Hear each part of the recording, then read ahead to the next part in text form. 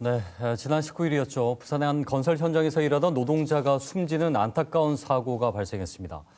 중대재해처벌법 시행 이후에도 산업 현장에선 사고가 잇따르고 있는데요.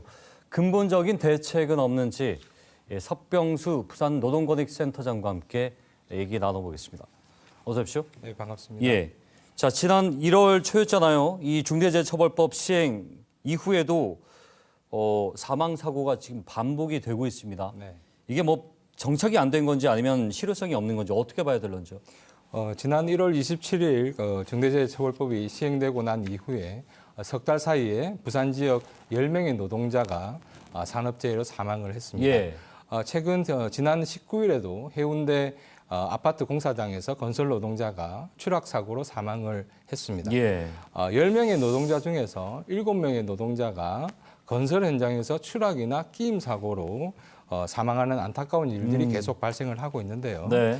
10명의 노동자 모두가 하청 노동자입니다. 예, 건설 예. 현장 산업재해 사고의 근본적인 원인은 불법 하도급입니다. 공사 비용과 인건비를 절감하고 공사 기간도 무리하게 단축하려다 보니까 네. 쪼개기 계약을 통해서 단가를 낮추는 방식이 안전사고로 이어지고 있는 게 현실입니다. 네. 한편 중대재해처벌법이 시행이 되고 있어도 50인 미만 사업장이나 공사 금액 50억 원 미만 사업장은 3년 동안 법 적용이 유예되었습니다. 그렇죠. 10건의 사망 사고 중 절반이 넘는 6건은 중대재해처벌법 적용 대상조차 되지 않았습니다. 그래요? 예, 예. 이러한 현실 역시 산업재해 사망 사고가 반복되는 이유 중 하나라고 생각을 좀 합니다. 정리해보면 석 달 사이에 법 시행 이후에요. 10명의 사망자가 있었는데 그중에 6명은 해당이 안 된다는 거네요. 네, 중대재해처벌법에. 그렇습니다. 네. 뭐 여러 가지 이 법에 해당되는지 조건이 있겠지만. 그렇습니다. 예, 그렇습니다. 자, 근데 센터장님께서 노동자들 현장에서 많이 만나지 않습니까? 네네. 어떻습니까? 이 법 시행 전후에 산업 현장에서의 분위기가 분명히 좀 바뀌었을 것 같거든요. 네네. 어떤지요? 네, 최근에 저희들 좀 상담을 좀 많이 해봤거든요. 그래서 이제 법 적용 대상 작업장의 건설 노동자에게 현장 분위기는 좀 많이 바뀐 것 같다 이런 이야기를 들었습니다. 예. 원청 안전 담당자들이 오전 오후 한 번씩 현장을 순찰을 하는데 예전에는 굉장히 좀 형식적으로 이렇게 했지만 지금은 지금 좀 제대로 하는 것 같다 이렇게 이야기를 하고 있습니다. 예. 그리고 안전보건 담당자도 숫자가 굉장히 좀 많이 늘어났다 이렇게 지금 현장을 이야기를 하고 있고요. 예. 그리고 또한 가장 좀 중요한 건 노동자들이 건설 현장에서 일을 하다가 위험이 이렇게 감지가 되어서 작업 중지를 해야 되겠다 이렇게 해서 요구하는 작업 중지권이 지금 현재는 발동을 하고 있다 이렇게 이야기를 그 작업 중지권은 노동자들이 하는 겁니다. 그렇죠, 그렇죠. 그렇군요. 실제로 이게 보통 사업장에서는 이게 작업 중지를 하기가 굉장히 어려운데 예. 지금 이제 분위기는 그렇게 가고 있다 이렇게 보고 있고. 그렇지만 이제 50억 미만의 이게 건설 현장에서는 아직도 피부로 느낄 만한 변화는 없다라고 생각을 합니다. 예. 가장 큰 이유는 법 시행 유보가 이제 가장 큰 이유이겠지만 실제로 이제 고질적인 하도급 문제가 개선되지 않음으로 인해서 여전히 공사 기간을 단축시키고 이게 쪼개기 계약을 하고 이런 것들이 근본적으로 사고가 줄지 않고 있는 이유라고 봅니다. 그래서 이러한 일들을 고려한 개선책을 정부와 예. 원청사가 제대로 만들어야 된다 이렇게 지금 생각을 합니다. 결국은 공사 기간을 단축하기 위해서 네네. 그게 다 인건비고 하니까 다 네, 줄이기 그렇습니다. 위해서 예. 하도급을 주고 이런 거지 않습니까? 그렇습니다. 예. 근데 앞서 이제 10명 모두가 하청 노동자고 또 사고의 근본적인 원인이 불법 하도급이라고 했거든요. 뭐 하도급 자체가 문제가 아니고 불법적으로 그렇죠. 이루어지고 있다는 게 그렇습니다. 예. 지금 관행이죠. 네네. 이 대책이 없습니까? 이건 막는 것은? 중대재해처벌법이 시행되고 나서 설 명절이 바로 있었습니다. 그래서 그 설 명절 이후에 한 열흘 동안은 이 건설 현장의 공사가 거의 중단된 적이 있었습니다. 예. 사고 1번이 되면 안 된다는 건설사들의 우려가 있었던 거죠. 그것이 지금 현재 그 건설 현장의 현 주소를 말해주는 것이라고 생각을 합니다. 현재 시스템으로 공사가 진행이 된다면 예. 사고는 일어날 수밖에 없다라는 것이죠. 건설 현장의 경우 노동자들이 건설안전특별법을 요구하고 있습니다.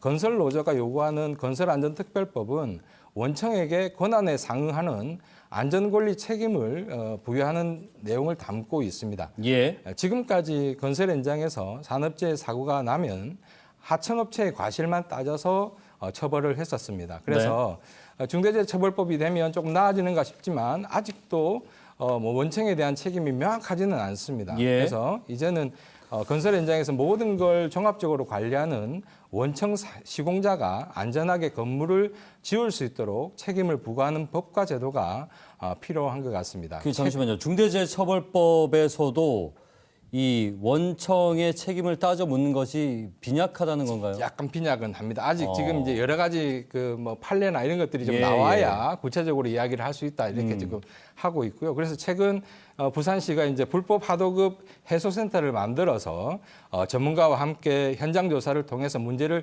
직접 해결하겠다 이렇게 해서 나섰는데요. 예. 그리고 또 건설 현장의 표준 계약서 사용을 의무화하겠다 이렇게 발표도 했습니다. 굉장히 필요하고 적절한 조치라고 생각이 듭니다. 예. 다만 이러한 조치들이 실효성 있게 하기 위해서는 보다 많은 인력, 재정 그리고 조직이 있어야 합니다. 알겠습니다. 현재 시스템을 뛰어넘는 획기적인 변화가 조금 있어야 될 것 같다 이렇게 생각이 듭니다. 아까 저 센터장님께서 50억 그 이하의 공사 현장에서는 아직 뭐 예, 3년 이후로 지금 왜냐면 유예가 유예돼 됐으니까. 있죠. 예. 근데 이게 유예됐다는 말이 그동안에 이제 준비도 하라 그 얘기인데. 네, 그렇습니다. 이게 또 착각하면 안 되잖아요. 네네. 그럼 그때까지도 시기가 중요한 것이고 네.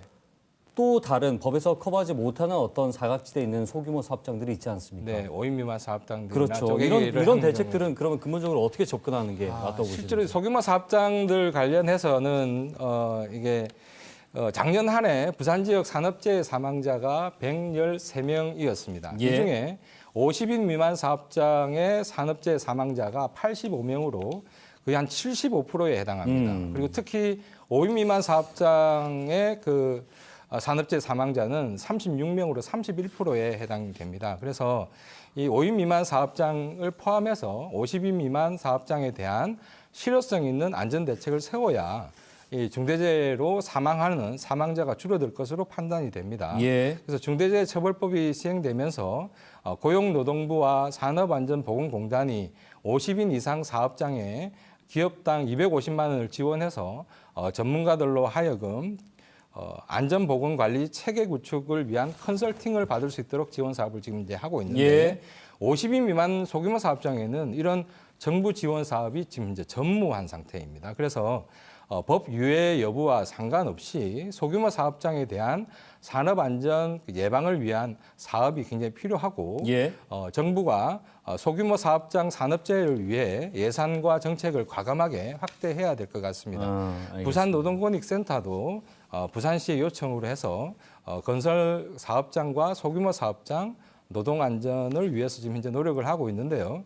어제부터 건설 노동자를 대상으로 노동안전보건 활동과 예. 양성과정 교육을 시작을 했고 또한 공인노무사들로 이렇게 꾸려진 강사단을 만들어서 지금 이제 현장에서 사업주와 관리자를 대상으로 중대재해처벌법 교육을 지금 이제 실시하고 있습니다. 그 중대재해처벌법이요. 그 형사처벌을 강화하는 것이 이제 법안의 주 내용이긴 하나 사실은 산업재해 현장에서 더 예방을 하라는 것이 더 근본적인 취지 않습니까? 네, 그렇습니다. 자, 이런 상황에서 윤석열 대통령 당선인이 이 법의 완화를 예고를 했거든요. 네. 이게 기업에 옥죄다는 거죠. 너무 과하게. 어떻게 생각하십니까? 중대재해처벌법에 대한 진실과 오해가 있는 것 같습니다. 먼저 중대재해처벌법은 중대재해가 발생을 하면 경영 책임자 그리고 사업 대표자가 책임을 지고 예. 처벌을 받도록 한 법입니다. 그래서 경영계가 이게 예방이 아니라 처벌을 목적으로 한 법이 아니냐 이렇게 볼멘 소리를 하고 그러게요. 있습니다. 예. 자, 그러다 보니까 일반 시민들도 중대재해처벌법을 무조건 처벌을 위한 법으로 이렇게 알고 계십니다. 그런데 그렇죠. 이는 사실과 조금 다릅니다. 법에는 경영 책임자가 안전보건 확보 의무를 준수하고 예. 안전보건 체계를 만들도록 명시하게 있습니다. 그러한 예. 노력을 충실히 했는데도 불구하고 현장에서 사고가 났을 경우에는 경영 책임자가 반드시 처벌을 받지는 않습니다. 알겠습니다. 예. 예, 그리고 그러니까 좀- 예. 이제 하라는 대로 했는데도 사고가 났다. 그렇죠. 예. 그럴 수 있잖아요. 예, 그럴 때는 사업주라고 하더라도 예, 형사처벌에서 벗어난다는 그 네네, 부분까지 이제 그렇습니다. 예. 따진다는 거죠. 예. 예, 알겠습니다. 그래서, 예, 조금 더 말씀을 드리면 정리해 주시죠. 예. 예.